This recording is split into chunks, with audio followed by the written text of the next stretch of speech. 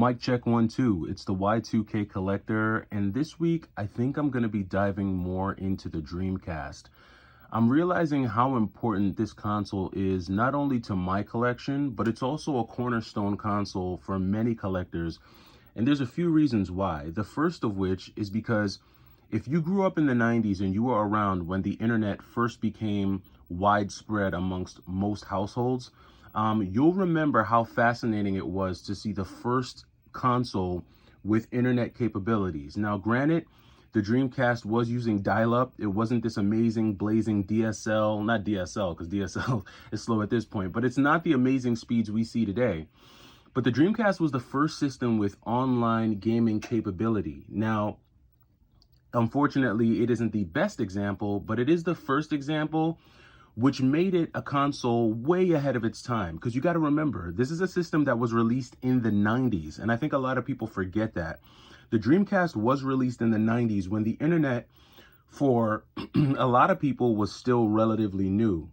The second reason why this console is so important to me is that it is the last bastion for arcade gaming at home.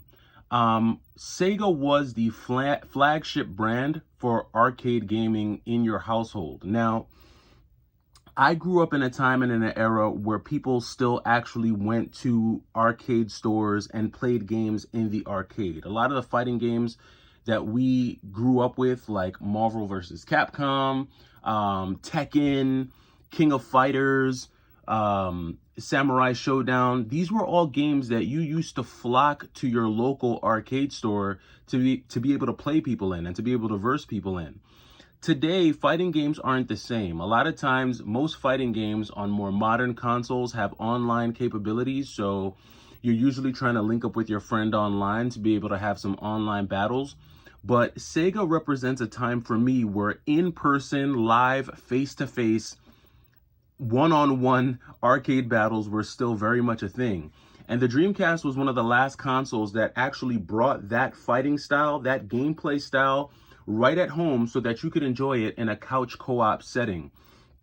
And to me, it just was a game changer, right? And the Dreamcast wasn't the first to do it. Sega had been doing stuff like this from all the way back in the Sega Genesis days, going into the Sega CD, the Sega Saturn, and then to the Dreamcast. So for me, it's one of the consoles that definitely gave me that arcade, that true arcade experience.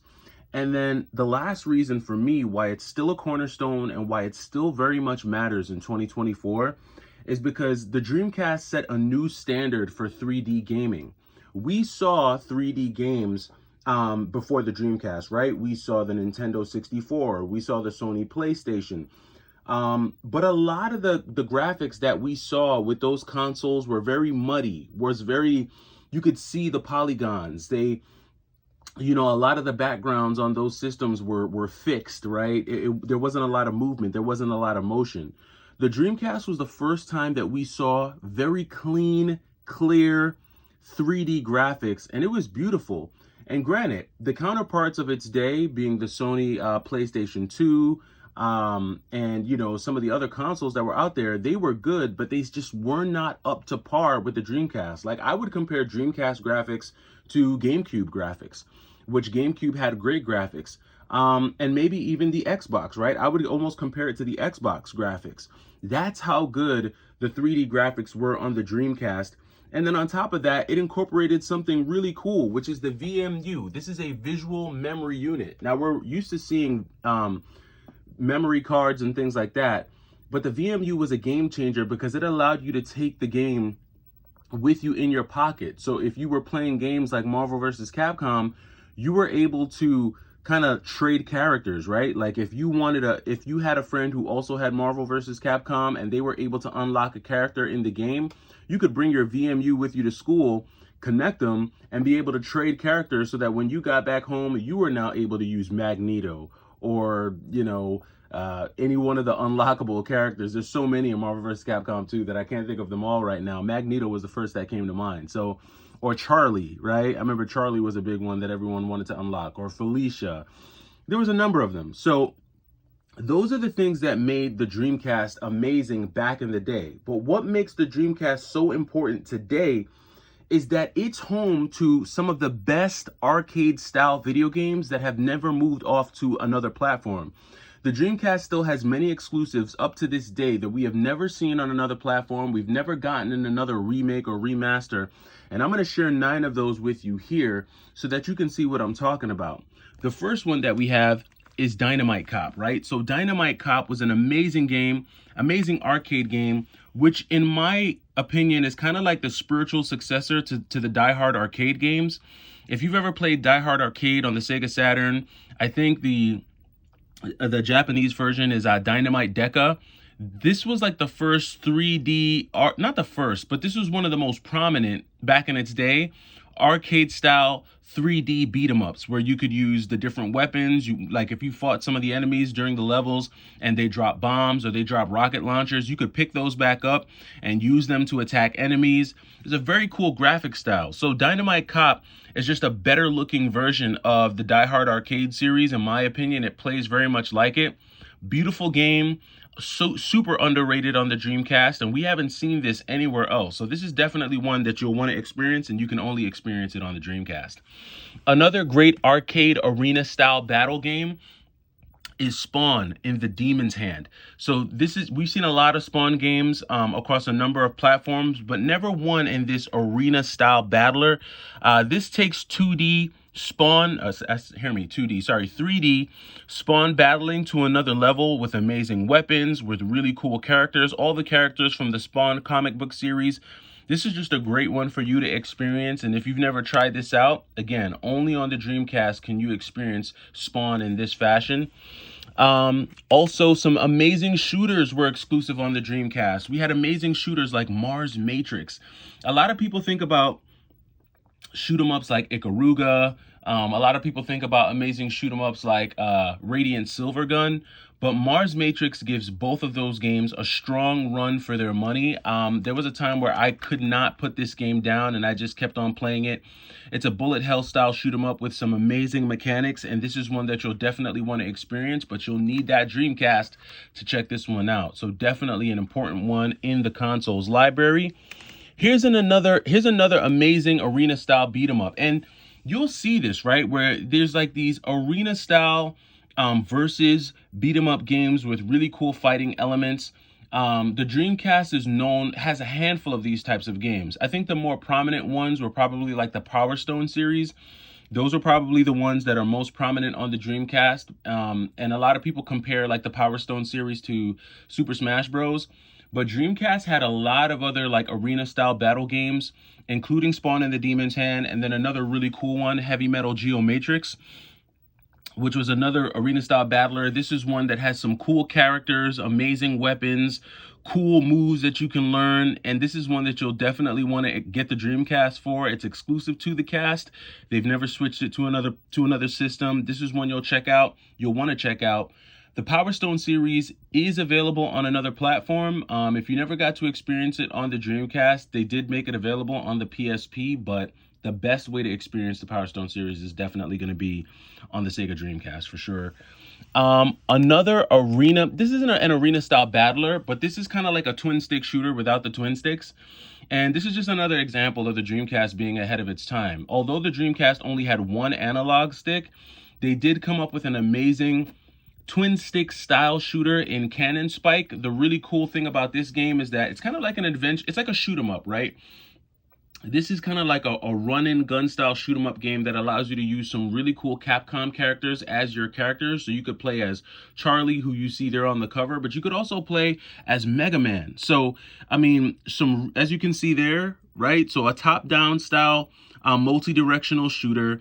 This is one that is a true adrenaline rush, and one that you want to play with friends. It's a shorter game, but this is a really cool one. And Cannon Spike the price for this one had spiked during the pandemic, but then it dropped back down to, I want to say, under 200. But in recent months, I'd say in the last year, this one bounced back up to around $300. So I think at the height, this game was roughly around 400, maybe 450.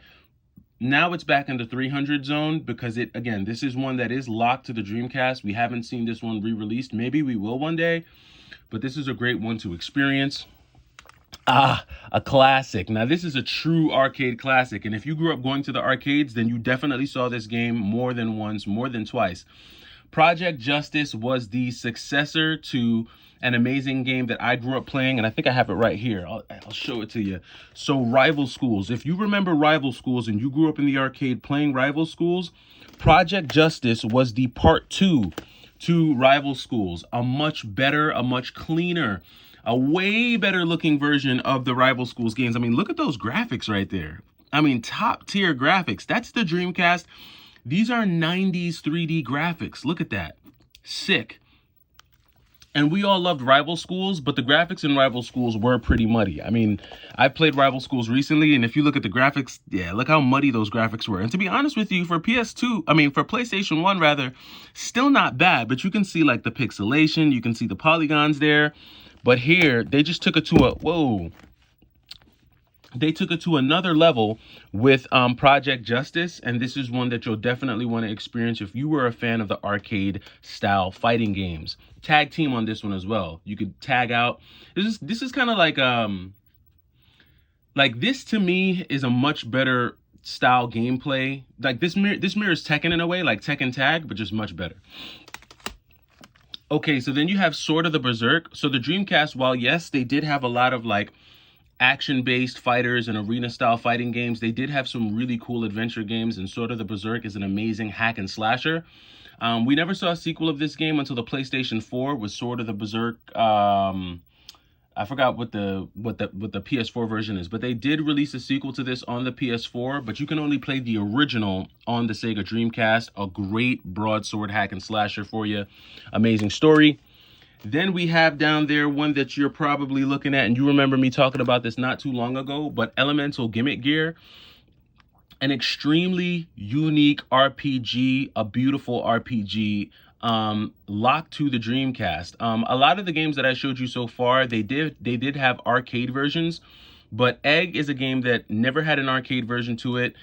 You wouldn't think so, right, with it being an RPG. So this one is seriously exclusive. Only on the Dreamcast can you experience this game.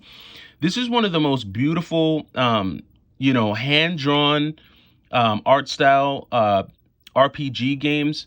Once you enter like the battle scenes, though, it does transition into like this cool 3D battle scenario. Really great game, one that you can only play on the Dreamcast. Definitely recommend you checking it out just for the experience. And then last but not least, another amazing 3D fighter in Techromancer. Can't play this game anywhere else, only on the Dreamcast. Really good 3D fighting game, has Jin in it. And to me, this is like the 3D successor to Cyberbots. Cyberbots is a 2D fighting game that released on the Sega Saturn, but it only released overseas. And then I guess stateside, they released Techromancer on the Dreamcast. You don't see this one a ton. Not sure if I ever saw the arcade version of this. I do think there's an arcade version of it. But this is another amazing 3D fighter. So you have some really cool and amazing games that were seriously only locked to the Dreamcast, and this is one that I would definitely check out.